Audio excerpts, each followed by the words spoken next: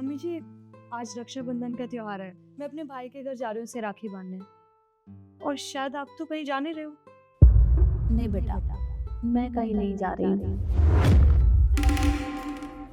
माँ बाप तो रहे नहीं और भैया भाभी भी नहीं है, क्योंकि मायका तो माँ बाप से होता है।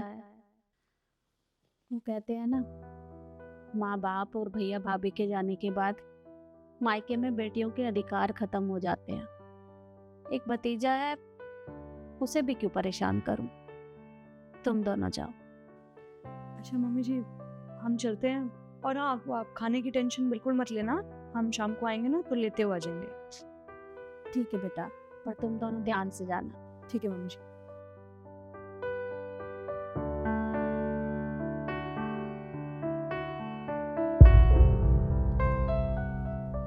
बुआ जी नमस्ते। नमस्ते बेटा, खुश रहो। तो यहाँ बुआ जी आप मुझे एक बात बताइए, आज रक्षाबंधन का त्योहार है और आज आप घर पे नहीं आए। वो बेटा, घर पे भैया भाभी तो है नहीं और माँ बाप भी नहीं है, तो बस आने की हिम्मत नहीं हुई। बुआ जी आप कैसी बात कर रहे हो, मम्मी पापा तो रहे नहीं और अब आप ही हो उनके बाद, और आप भी ऐसे करोगे तो कैसे काम चलेगा। आपको तो घर आना चाहिए था ना। वो रिद्धि ना अपने मायके गई है, तरुण भी उसे लेकर गया है, तो बस अब घर में भी तो कोई चाहिए था, इसलिए मैं यहाँ रुक गई। इस वजह से नहीं आई। देखिए बुआ जी, बहाना बनाने की कोई ज़रूरत नहीं, आप हर साल आते हो। ऐसा कोई भी त्योहार नहीं है कि आप हमारे घर नहीं आए, और आप इस बार नहीं आए तो मुझे कुछ अच्छा नहीं लग रहा, इसीलिए मैं खुद आ गया। देखिए बुआ जी, कोई बात है तो आप मुझे बता सकते हो। नहीं नहीं बेटा, तू तो खामखा इतना सोच रहा है, ऐसी कोई बात नहीं है। देखिए बुआ जी, मैं खामोखा नहीं सोच रहा हूँ, मैं सही सोच रहा हूँ। अगर कोई बात है तो आप मुझे बताइए, मैं आपका भतीजा हूँ। आप मुझे नहीं बताओगे तो फिर किसे बताओगे।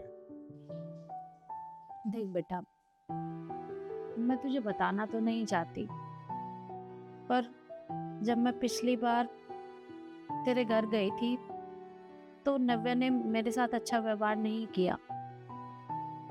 मैं तुझे बताती हूँ।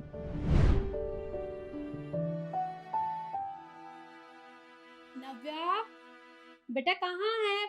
बाहर आ।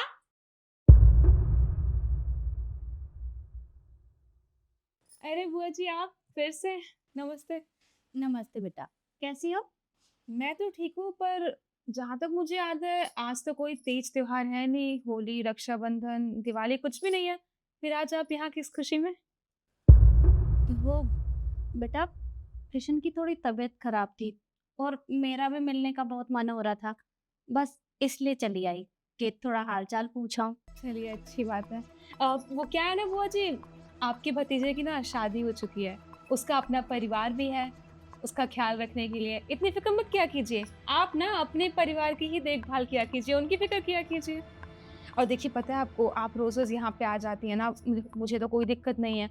लेकिन ना, जो पड़ोसन है ना हमारी, वो रोज़ पूछती है कि तुम्हारी बुआ रोज़ मुँह उठा के तुम्हारे घर पहुँची रहती हैं, ऐसा भी क्या देते हो तुम उन्हें? हमने कहा हम तो कुछ भी नहीं देते। तो वो कह रही मैं तो रोज़ देखती हूँ, खाली झोला लेके आती हैं और भर-भर के सामान यहाँ से लेके जाती हैं। आपको तो पता ही है ना कि आपका भतीजा आपसे बहुत प्यार करता है, वो तो ये सब आपको बताएँगे नहीं।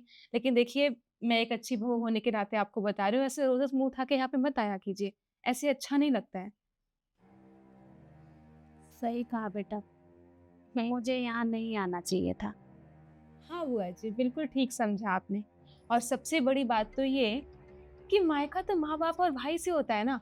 माँ-बाप तो आपके बहुत पहले ही नहीं रहे और आपका भाई भी गुज़र चुका है, तो यहाँ पे आने का वैसे भी कोई मतलब बनता नहीं है आपका। बूढ़े हो चुके हो, अब क्या ही पैसों की लालच करना। आपको पता है आपका भतीजा आपको कुछ पैसे दे के ही भेजेगा, इसलिए आते हो, समझ सकती हूँ मैं।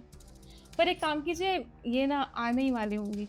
इनके आने से पहले ही आप चले जाइए। वो क्या है ना, ये आएँगे तो फिर आपको रोकेंगे और आप रुक जाएँगी, फिर हमारी लड़ाइयाँ होती हैं। अब घर में शांति है तो शांति बनी रहे। हाँ बेटा, तू बिल्कुल सही कह रही है। तू चिंता मत कर, मैं कृष्ण के आने से पहले चली जाऊंगी और कभी यहाँ वापस नहीं आऊंगी। अ, ठीक है बुआ जी। पानी चाहिए आपको? पानी पी के जाइए। नहीं बेटा, कुछ नहीं चाहिए। चलिए।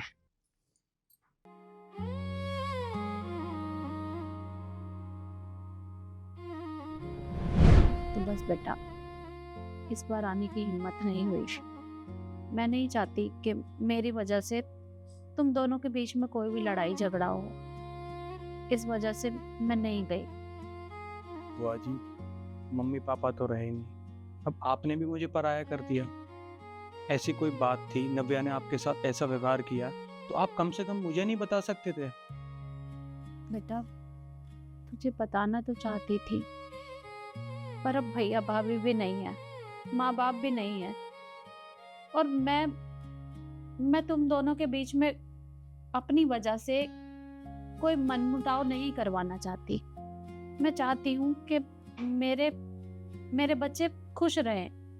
बेशक मैं वहां ना आऊं जाऊं, कोई दिक्कत नहीं है, पर मेरी वजह से तुम दोनों के बीच में लड़ाई झगड़ा हो, वो मैं नहीं देख पाऊंगी।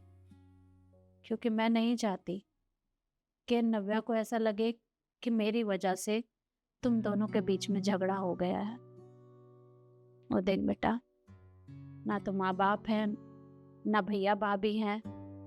अब मुझे ऐसा लगने लगा है कि मेरा वहाँ अधिकार ही खत्म हो गया है। तो क्या करूँ वहाँ जाकर? भाई, आप कैसी बात कर रहे हो? आप तो मुझे पराया कर रहे हो।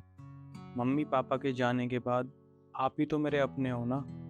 और आप मुझे एक बात बताइए, आपके भाई नहीं रहे, मैं आपका भतीजा हूँ ना, तो आप मुझे तो राखी बांधो। आपने तो मुझे पराया कर दिया। नहीं नहीं बेटा, ऐसी कोई बात नहीं है। तू तो मेरे बेटे की तरह है, जैसा तरुण है वैसा ही तू है। पर बेटा, सच कहूँ तो मैं आज के बाद तेरे घर नहीं आऊंगी, क्योंकि मुझे भी अच्छा नहीं लगता कि वहाँ मेरे साथ इस तरह का व्यवहार हो। पर हाँ, तेरा जब भी मुझसे मिलने का मन हो तो तू यहाँ आ जाया कर। मेरे घर के दरवाजे तेरे लिए हमेशा खुले रहेंगे। तेरा मन हो राखी बंधवाने का तो तू यहाँ आ सकता है, मिलने का मन हो तो भी आ सकता है। मैं तुझे कुछ नहीं कहूंगी। अच्छा, तू ऐसे उदास मत हो। उदास रहता है तो बिल्कुल भी अच्छा नहीं लगता। तू बैठ, मैं राखी लेकर आती हूँ।